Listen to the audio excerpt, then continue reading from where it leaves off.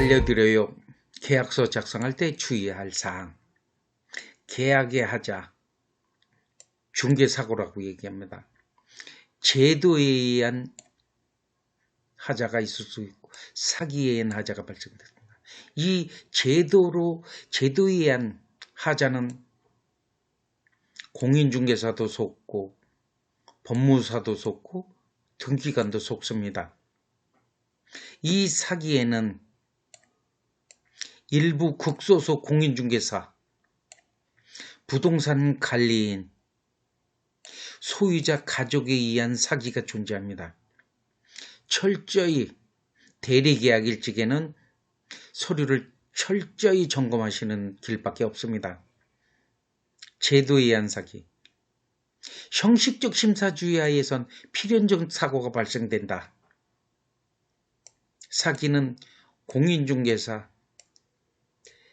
대리인, 보조인, 그 가족에 의한 사고가 존재합니다.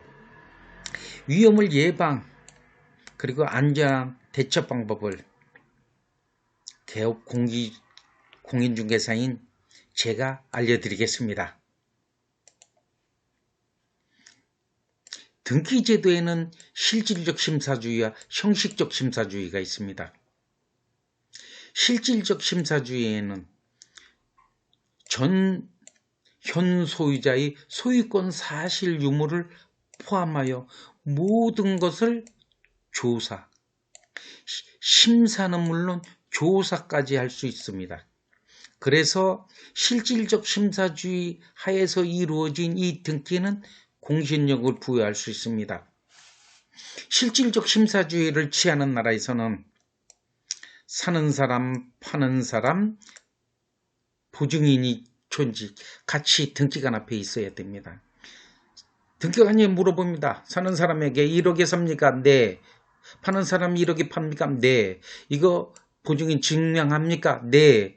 이렇게 합니다. 그리고 나서도 등기를 신청할 적에 조금 수상하다. 보류하고 전 소유자까지 현지에 나가서 조사할 수 있는 권한이 있습니다.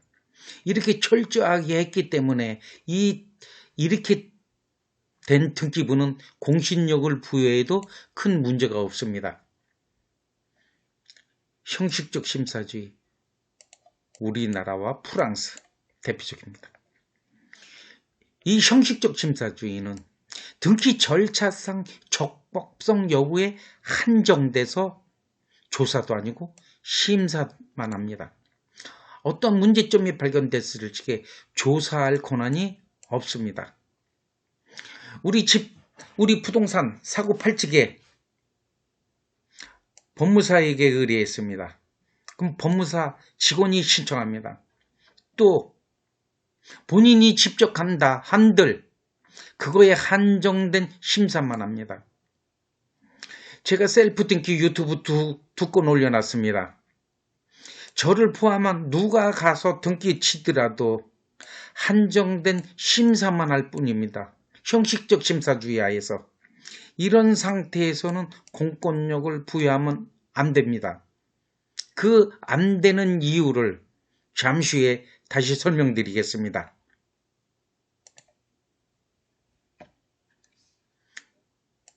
상속이 이루어졌습니다. 불법으로. 근데 그 불법이 밝혀지지 않았습니다. 불완전 유효입니다. 이거 제가 만드는 말입니다. 왜 불완전 유효냐? 잠시 후에 설명드리겠습니다. 상속이 이루어졌는데 불법으로 이루어졌고 그 불법이 알려졌습니다. 그럼 무효입니다. 좀 더 자세히 설명드리겠습니다. A 소유의 아파트가 있습니다. 이 A의 배우자가 B입니다. 이 배우자 B의 내연남이 C입니다. B와 C가 공모로 살인을 저질렀습니다. 누구를? A를 죽였습니다. 이 A에게는 자녀는 없었지만 먼 친척 조카가 있었습니다. 살인으로 상속이 이루어졌으니까 불법입니다. 배우자가 이 아파트의 소유권을 취득했을 것입니다. 이 불법이 밝혀지지 않았다면 이 배우자 B의 소유권은 유효입니다. 제가 여러분에게 한마디 말씀드리겠습니다. 이런 B와 C의 살인으로 인하여 이런 아파트의 소유권을 취득했다면 B와 C가 여기서 오래 살 것 같습니까? 아마 팔고 튈 것입니다.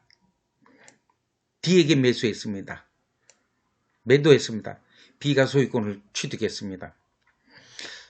살인이 밝혀지지 않는다면 D 소유입니다. 불완전하지만 D 소유입니다. 이 B, 불법 상속 알려지면 무효 소유권 상실됩니다.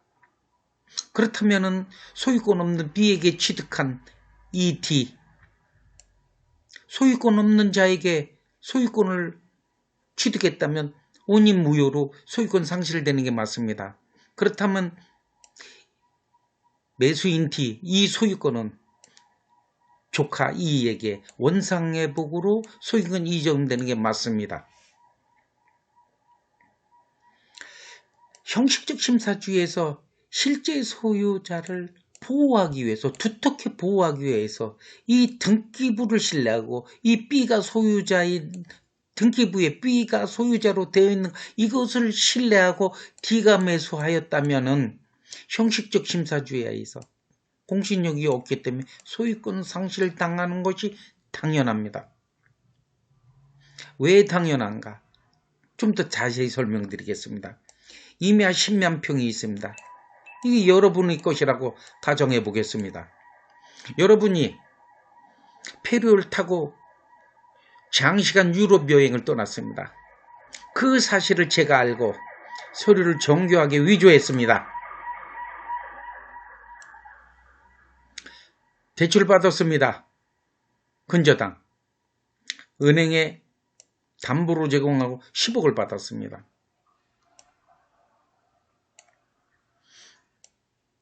경매 또는 매매로 소유권이 상실됐습니다. 어떤 자에게 소유권이 넘어가 버렸습니다. 나중에 알았습니다. 소유권이 넘어갔고 근저당이 설정돼 있고 이렇게 넘어간 소유권, 이 소유권을 상실시켜서 여러분의 것으로 만드는 게 정상입니까? 억울하지만 네가 참으라가 맞을 것 같습니까? 이 근저당 무효 처리해가지고 등기부에 있는 거 지워서 여러분에게 넘기는 게 맞습니까? 억울하지만 네가 참으라가 맞을 것 같습니까? 이렇게 질문한다면 여러분은 상실시키는 게 맞을 것 같다, 무효 처리하는 게 맞을 것 같다 라고 말씀하실 것입니다. 이런 집들에는, 이런 부동산에는 약간의 조짐이 보이기도 합니다.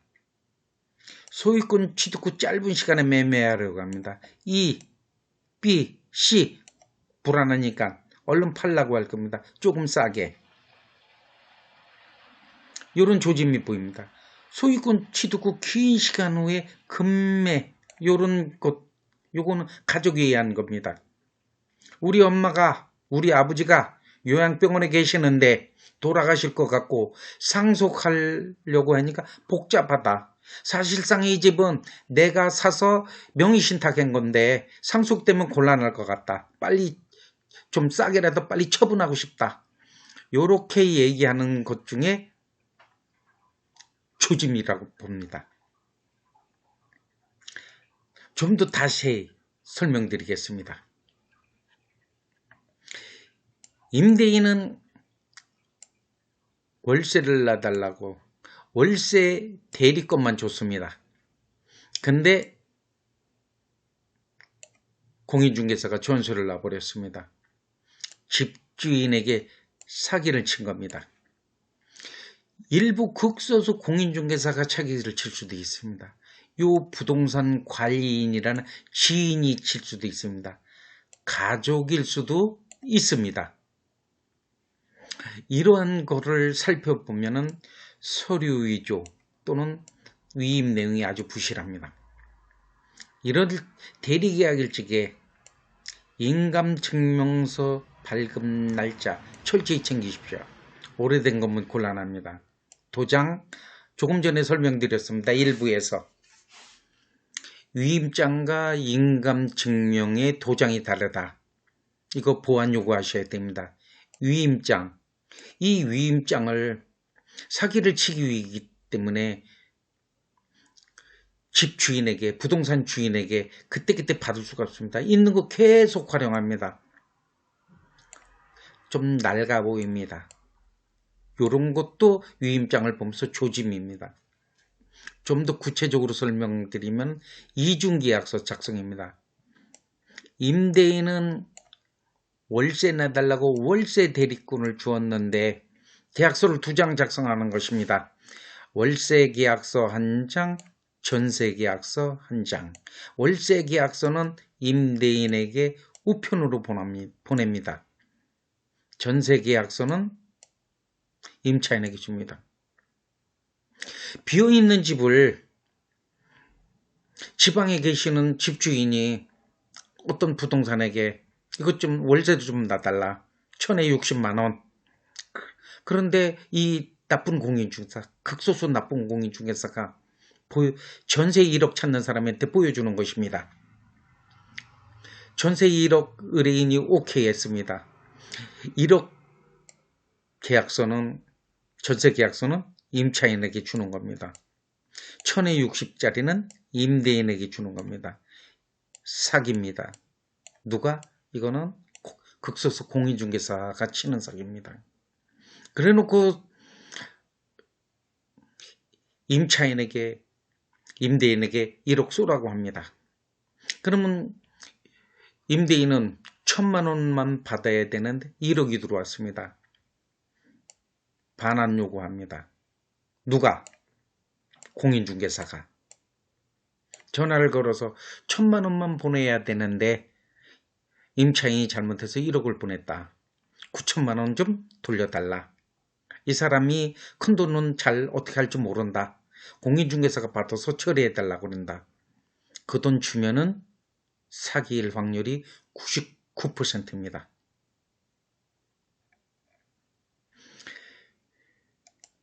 예방하는 방법을 간단히 설명드리겠습니다. 등기부는 등기사항 전부증명서가 정확한 명칭이고 날짜, 장수, 총 매수, 내용을 정확히 하시고 소유자의 계좌로 계약금, 중도금, 잔금, 송금 이렇게 하여도 악랄한 공인중개사가 사기를 친다면 속수무책이 있지 않겠냐? 아니, 방법이 있습니다. 자세히 설명드리겠습니다. 인감증명서 발행한 날짜, 본인이 발급받았는지 확인, 동그라미, 위임장의 위임 내용, 인감도장과 일치 여부, 이런 걸 확인하시면 됩니다.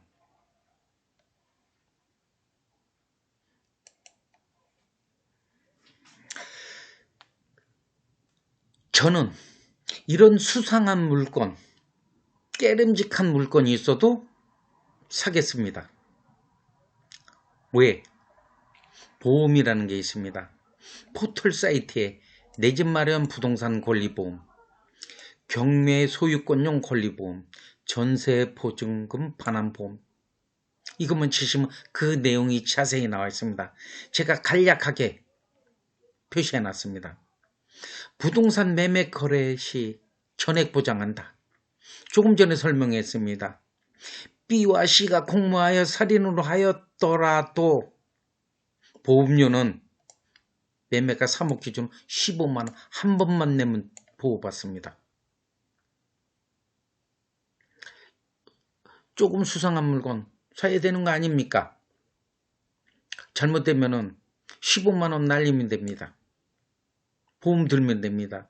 보험회사가 챙기는 과정에서 발견되면은 안 사면 됩니다.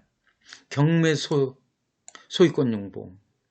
경매는 이런 부동산에 안에서 사는 것보다 훨씬 더 어렵습니다. 잘못되면 1억 원 정도라면 부동산에서 보험으로 처리도 되지만 경매라는 것은 본인의 책임으로 본인이 한 것입니다. 전액 날립니다. 그러나 보험료가 조금 비쌉니다. 낙찰가 기준으로 1억, 낙찰가 1억 기준으로 11만원. 이거 한 번만 내면 낙찰받아서 매도할 때까지 책임집니다. 전세보증금 반환보험. 이거 가입하시면 옛날에는 임대인 동의 없이 할 수 없었습니다. 지금은 동의 없어도 가입할 수 있습니다. 제가 조금 전에 말씀드린 공인중개사에 의한 일부 극소수 공인중개사에 의한 그런 사고가 발생한다 하더라도 보험회사에서 철저히 챙길 것입니다. 보험회사가 챙기지 못했다면 보험회사가 책임져야 됩니다. 이런 좋은 제도가 있습니다. 여러분, 제가 말씀드린 그러한 대리계약일 적에 본인 등기부에 공신력이 없기 때문에 그것을 신뢰하고 하는 계약에 소유권을 상실할 수도 있습니다. 자신이 있으면 보험 들지 않고 하시면 됩니다. 자신 없으면 보험 들고 하시면 됩니다. 전세 보증금, 이거는 1회가 아닙니다. 계속 내야 되는 것입니다. 그래도 보증금 전액을 잃고 길거리로 나앉고 일부 극소수 공인중개사에 의한 가족에 의한 관리인의 사고로부터 나를 보호받을 수 있습니다. 보험만 든다면, 철저히 챙긴다면 황당하고 어처구니 없는 일은 당하지 않을 것입니다.